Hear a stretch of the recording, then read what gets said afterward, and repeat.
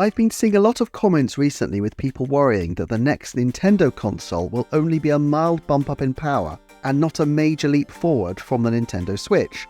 Although I don't think the next console will be going toe-to-toe with the latest offerings from Sony and Microsoft, I do think that fears that this will be another half step in technology akin to the Wii and Switch transitions are misplaced. And in this video I'd like to break down why. Setting aside rumours and the actions of the competition and any other considerations, I think we are in for a fairly significant tech jump. Now, precisely what you consider a major leap may vary, so I'm going to use a metric I'm making up, which I'm going to call years behind the tech curve, or tech years for short. And using this metric, if we look back through the years, I think you'll see that Nintendo has actually been remarkably consistent with their approach.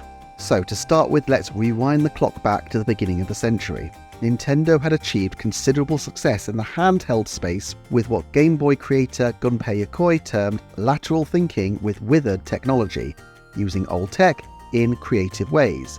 Specifically, the Game Boy was less powerful than the original Famicom and didn't even have colour, but because of this it had a very long battery life, and the games on it were still excellent. But with Sega in their last gasps, Sony having made a huge impact, and now Microsoft entering the arena, the console space was rapidly becoming incredibly tough for Nintendo. So, keeping competitive, they launched the GameCube, a system that was, for its time, very powerful, although the small discs probably harmed it right out of the gate, because of the limits it placed on storage. Still, that was the last time where I would say that a machine from Nintendo at launch was pretty much in line with contemporary hardware. People smarter than me can say that PlayStation 2 and Xbox and Dreamcast were percentages better or worse at this or that, but I think if we big picture it, we can safely say that the GameCube at least had a seat at the power table. In tech years, therefore, Nintendo was at zero. The tech it was using was new. Now, alongside this, Nintendo had their handheld device. For an eye-watering 11 years, they had nursed along the mighty Game Boy, supplementing it at the end of its run with the Game Boy Color. It's difficult to truly compare handheld hardware with console hardware, as in those days they were very different beasts, but the effect was that the Game Boy Color was running games that more or less felt like Famicom games. I'm not saying technologically it was a match for the Famicom as they were released many years apart, but the effect for the player was that the kind of games you could reliably play were broadly consistent with the kinds of offerings on the Nintendo Entertainment System. The NES was 16 years old, so at the launch of the Game Boy Color in tech years, Nintendo's handhelds were 16 years, i.e. they were using tech that felt like it was about 16 years old. But after years of limbo, Nintendo advanced through the generations much more quickly, because in 2001 the Game Boy Advance launched and now we were playing games more or less of the same style as the Super NES. Indeed, the Game Boy Advance library was hugely dependent on the SNES ports to support it. Again, not saying that the technology was the same, just that the playing experience was similar.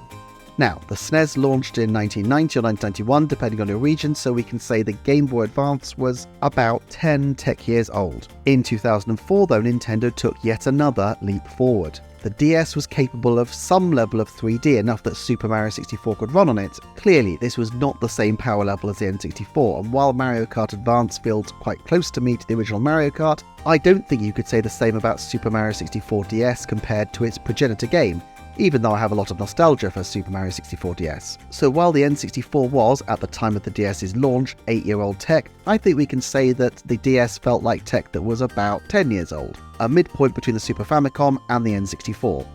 I think historically this was Nintendo's sweet spot. Their home console was at the cutting edge, and their handheld was roughly 10 years behind. If it weren't for the outsized success of the Game Boy and its incredibly long shelf life, probably that's where they would have been all the years until this point. But then, the Wii came along.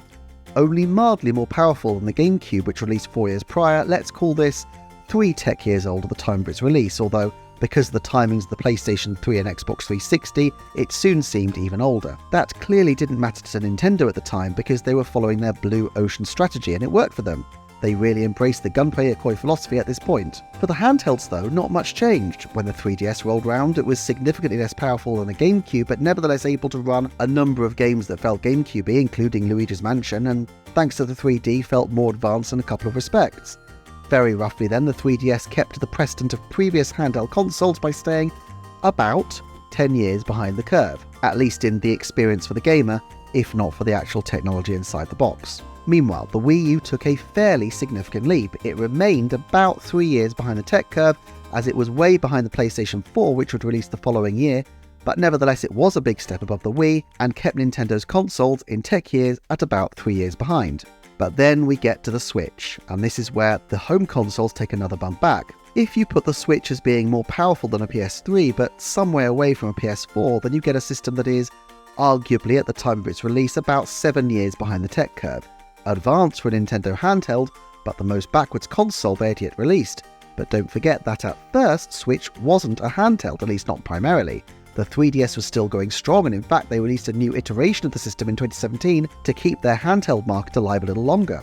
It was the Switch Lite that truly killed off the 3DS in 2019, and by the time that hit the market, using the same tech that Switch had, the Switch technology was about 9 years old, and so it was almost exactly in the same kind of tech window that their handheld hardware normally was. So, as you can see, over the course of a couple of decades, Nintendo has transitioned from being at the cutting edge for their consoles and 10 years behind their handheld to being 10 years behind with their only console, which is also a handheld. From a console point of view, literally nothing has changed in all these years. I think Nintendo sees technology that is roughly a decade old as being the absolute sweet spot for its handhelds. Now, what does this mean for a Switch 2 power bump? I can't talk specifics, only mood music, but 10 years ago from 2025 means PlayStation 4 plus a little bit extra. That sounds to me like a generational leap, and I would expect Nintendo to continue to be making generational leaps going forward, like they always did with their handhelds, in order to keep parallel to the players at the forefront of the tech curve. It's not in their interest to fall even further behind, and the only reason they needed to do so was to get to the place they are now. Now, I'm not saying this was always Satoru Iwata's plan and that the Wii and Wii U were just stepping stones to an eventual merging of their handheld and software divisions, but it sure worked out well for them, didn't it? Of course, if you want Nintendo to make a dramatic leap forward and roll up its sleeves to take on PlayStation 5, then obviously you are likely to be disappointed, but I don't think most Nintendo fans have this expectation or hope. In terms of a forecast then, I feel confident to say that there is a 90% chance that when the next system is announced, most commentators will class it as being more powerful in most respects than PlayStation 4 and significantly weaker than PlayStation 5. Clearly, technological progression isn't quite linear, and particularly with AI, there are some ways that the next system can be significantly more advanced, and other respects whereby, having a handheld form factor, it will be significantly further back compared to even the PlayStation 4. But that seems to be the sweet spot Nintendo is aiming for, because it's a sweet spot the handheld consoles have always aimed for ever since the first Game Boy.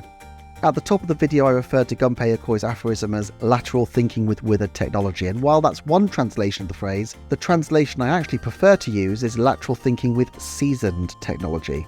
Nintendo has taken 10 years to see how people get the absolute most out of that generation of hardware, and now they're coming to show everyone what they've learned. As ever, thank you so much for watching, and please do check out some of the videos on the screen right now for some more Nintendo forecasting. Take care, and I'll see you soon.